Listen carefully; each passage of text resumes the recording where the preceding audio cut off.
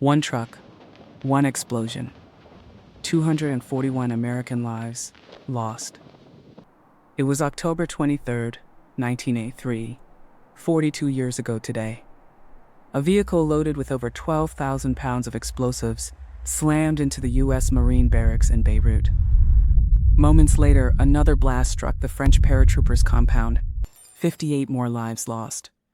It became the deadliest single day for U.S. Marines since World War II.